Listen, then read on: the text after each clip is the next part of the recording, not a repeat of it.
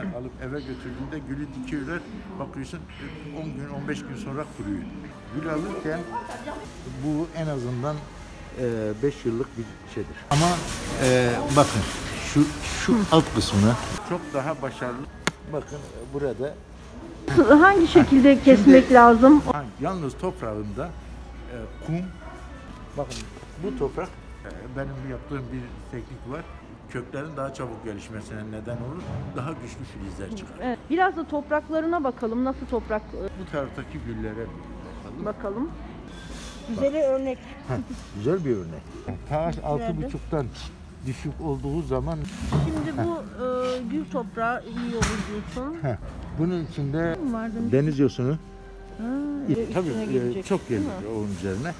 Merhaba arkadaşlar. Sizlere bugün Azmi dayıyı tanıtmak istiyorum ve onun bilgilerinden faydalanmak istiyorum. Sizlere de aktarmak niyetindeyim çünkü siz de göreceksiniz ki gerçekten bir cevher. Bitki mağazasındayız. Güllere bakıyoruz. Gerçekten o bir gül ustası. Hatta kendisi de şöyle diyebilirim. Toprakta doğmuş birisi neredeyse. Bütün hayatı toprakla geçmiş. Bu bilgilerinden faydalanmak istiyoruz. Şimdi ben sorular sorayım. Gül alacağız. Bahçeye ekeceğiz. Ama önce soralım. Gül alırken biz nelere dikkat etmeliyiz? Bugün Azmi dayı. alt gözlerinin aşı noktasının çok fazla yukarıda olmamasına. Evet. Çok fazla aşağıda olursa çürüme meydana gelir. Aşı noktası daha aşağıda olursa çürüme yapar. Ama fazla yukarıda da olursa güneş ışınlarından dolayı ve aşırı rüzgardan kuruma meydana getirir ki bu gül çelik yöntemiyle yapıldığı için bunda hiçbir sıkıntı olmaz. Elinizden geldiğince aşı gülleri değil, çelikten yetiştirilmiş gülleri. Tamam, nasıl anlayacağız? Aşı Şimdi gülü müdür, çelik midir? Bu aşı gülü olmuş olsaydı şurada bir iz olurdu. Nasıl bir iz? Mesela bilmeyen arkadaşlar olur. Onlar Mesela için. diyelim ki bir yara böyle kapandığında bir çizgi gibi şey oluyorsa onlarda. Mesela şu gül. Yani bu aşı değil o zaman. Hayır, bu aşı İzi değil. yok. Tamam. Fakat bu aşıdır. Bu aşıdır. Burada iki ayrı şeyden bir çelik yapılmış. Bu da aşı. Bu da aşı güldür. O zaman anlamak ederseniz için biraz toprağını da böyle hafif toprağı eşeleyip bakmak eşeleyip lazım. Çünkü bakacaksın. altta da olabilir değil mi? Daha altta olabilir fakat Evet. bu çeliktir. Burada mesela diyelim ki şu gül, bak bunlar çelik güldür. Gül alırken gülün çelikten yetiştirilmiş güller çok daha başarılı sonuçlar veriyor. Çelikten. Çelikten yetiştirilmiş. Ama aşı ile yapılmış güllerde bunların hem dikimine çok dikkat etmek gerekiyor. Bir ikincisi aşı noktasının çok yukarıda olmaması lazım. Aşı noktası yukarıda olduğu zaman fazla sıcaklık veyahut da rüzgar bunların kurumasına neden oluyor. Tamam. Diyelim ki bakın şurada çelikten bakalım. yetiştirilmiş güller var. Bak, şunlar çelikten Sen yetiştirilmiş. uzaktan anlıyorsun zaten yani çok uzaktan. Çelikten yetiştirilmiş gül. Bunları ilk başta hafif bir budama ile 2-3 dala dönüştürülmüş ve bunlar çok büyük güllerdir. Ama bakın şu alt kısmına, şunun alt kısmına baktığınız zaman bak bunun çok sağlıklı bir çelikten elde edildiği görebiliriz. Buyur işte burada. Burada çok sağlıklı bir çelikten elde edilmiş. Gösteriyorum.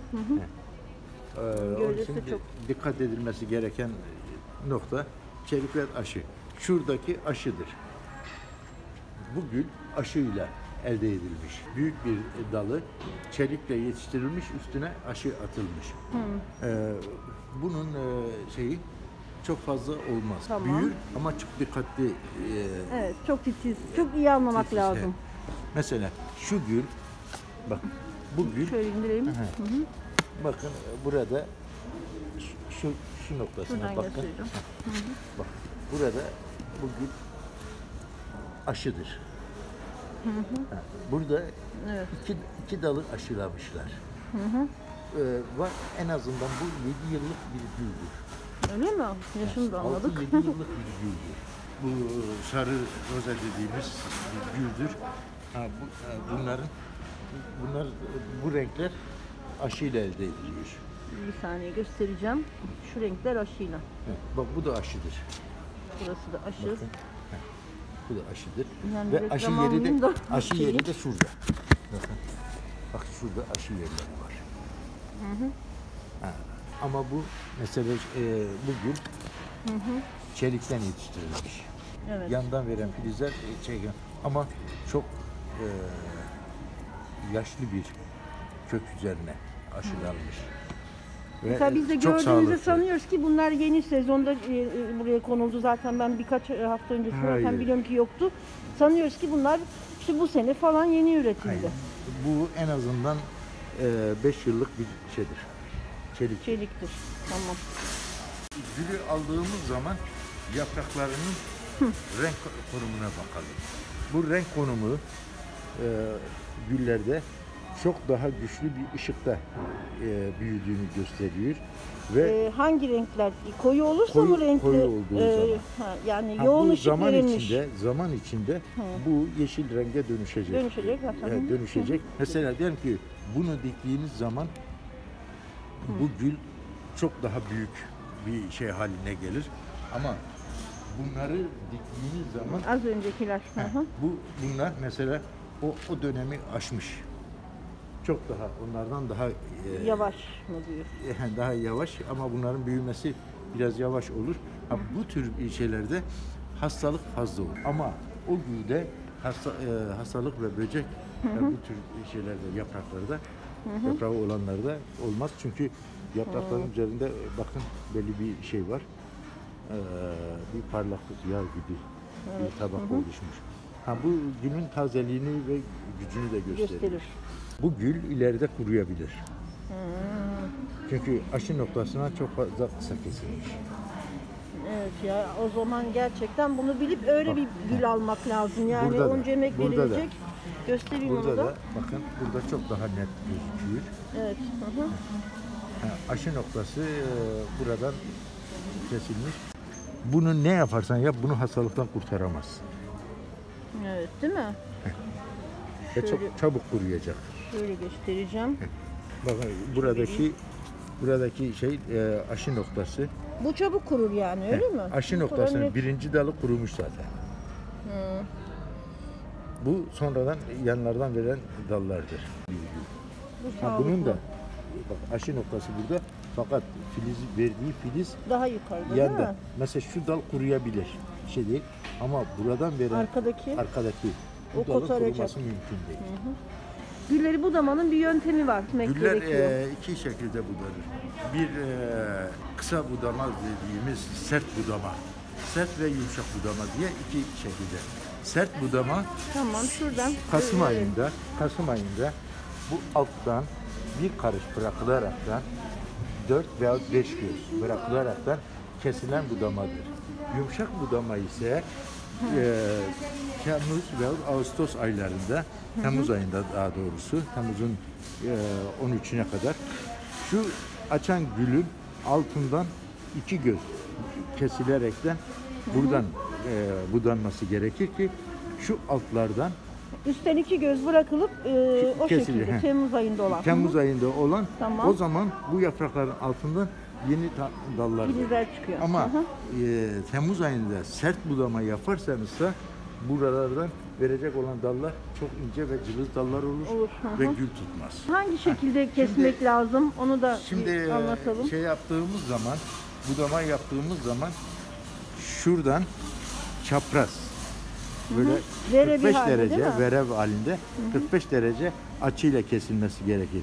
Düz kestiğimiz zaman üstteki hem Yağmur. suyun buharlaşmasını şey yapar hem de yağmur ve şeylerle üstten kuruma başlar. Bir de mikroplar da Mikrop herhalde tabii üstüne gelecek. çok değil gelir mi? onun üzerine.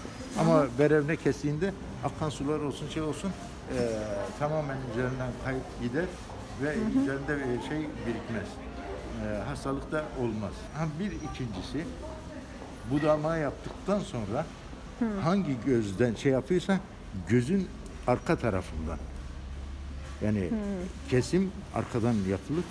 İçten dışa doğru. İçten Değil mi? dışa doğru, Gülün dışına yukarıya doğru. Ama buradan yapıp Yani- buradan bırakırsansa böylesine bu gözün üstünden bu şekilde yaparsan o iyi bir sonuç vermez. Yani içe ve aşağı doğru gözün olacak. ters tarafından. Tamam. Hı hı. O açıklık o ters gözün ters tarafından. Peki mesela hangi tür güller var? Biraz kısaca onlara da değinelim. Şimdi Mesela güllerin çeşitleri kokulu güller var, bodur güller var, pompon güller var, asma güller var. Bunların hepsi baston güllerdir. Baston gül tarzındadır. Baston güllerde burada en güzel örneği buradadır. bakalım. Baston gül. gülümüzü. Bu Fiyatlara baston bakayım. güldür. Bak aynı gül. Belli bir boydan sonra üstten kesildiğinde yanlarından filizler bırakılıyor. Bak şurada, bak şu kesim, Şuradan alayım ben. şu kesim hatalı bir kesimdir. Evet. Zaten düz kesmişler Tamam bir mı? kere. Düz kesilmiş. Burada bunu yani yapan, bak burada güzel bir kesim yapmış bu tarafı. Onu şuradan yan göstereyim. Burada bak burada verevi nedir? Verin. Burada düzdür. Bak bu düz kesimde dikkat edin bir çürüme başlamış. Evet, zaten başlamış. Bu çürüme Evet, kurumuş içe yani. doğru gider. Bak burada da öyledir. Bunu böyle yan kestiği zaman üzerinde hiçbir şey kalmaz. Bak burada kuruma da başlıyor. Bu diyelim ki şu anda değil ama çok kuvvetli güneşli bir yerde bu çabuk olur.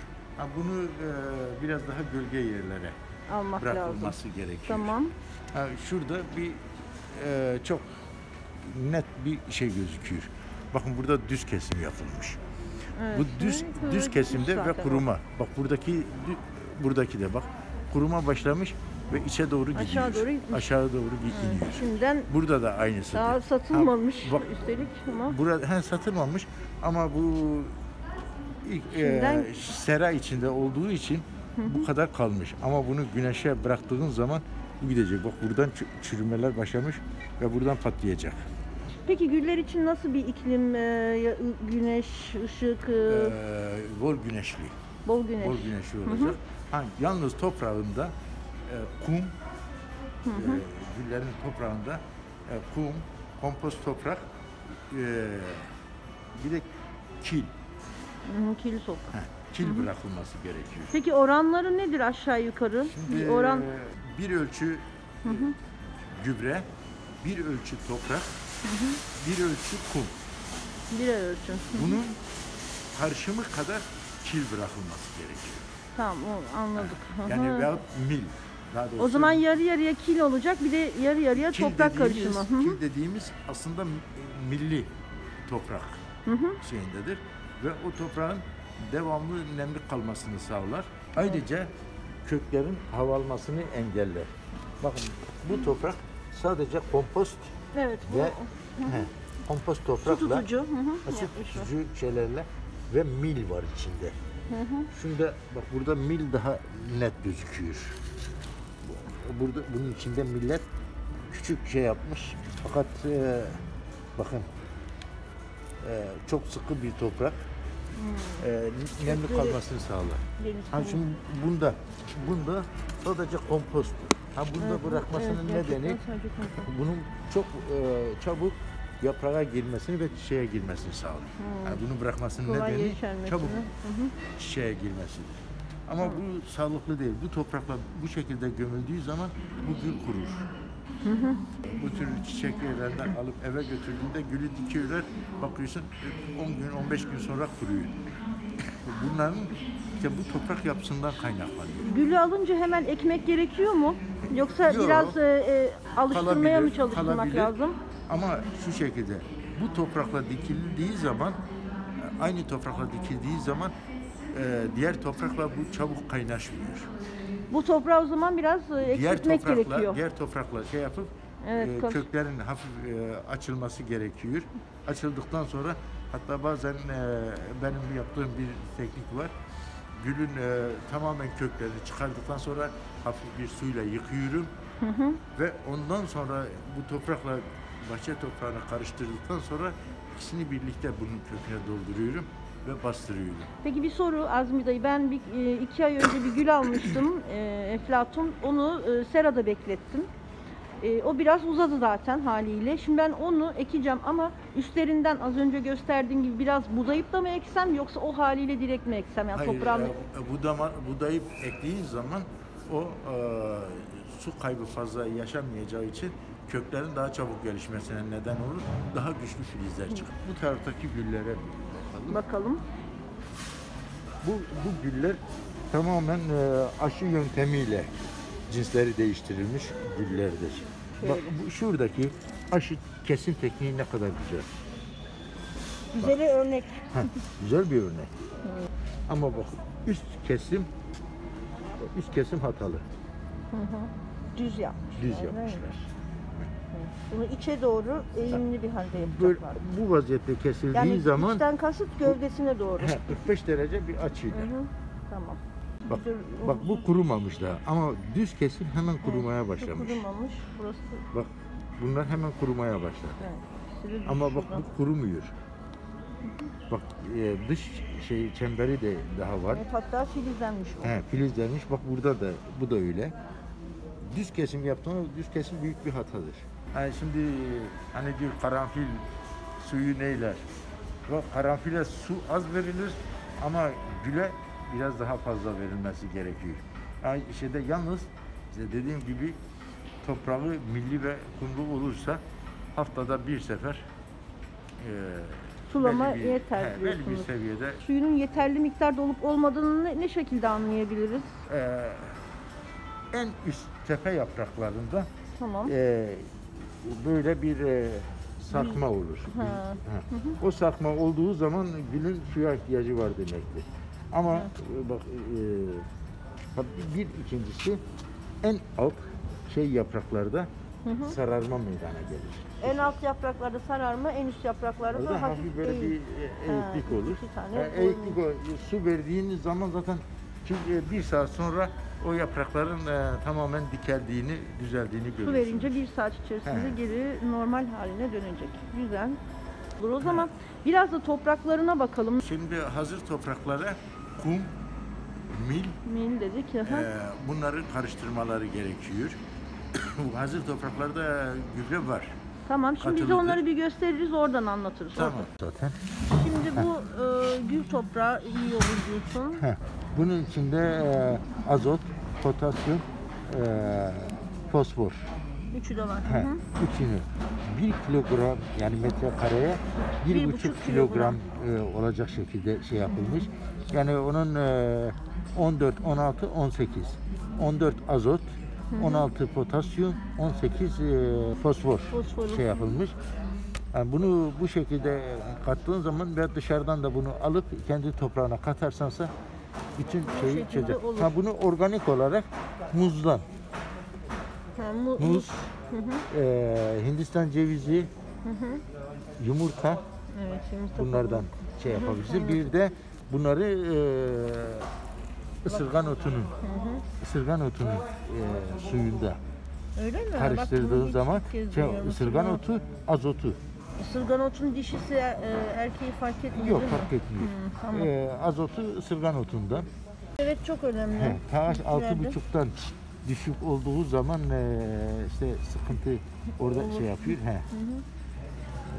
Şey gibi, kaktüs toprağı da aşağı yukarı böyledir pH'ı. pH'i 6,5. Evet, 6,5, 7,5 en ideali. Şu tür bitkilerle ekilebilir bu toprak. Evet, buna ne dediniz? Deniz yosunu mu vardı? Deniz yosunu, Ha, evet. inek, tavuk ve at gübresi karışık. Oo, çok iyi. Çok iyi, biz bunu alıyoruz.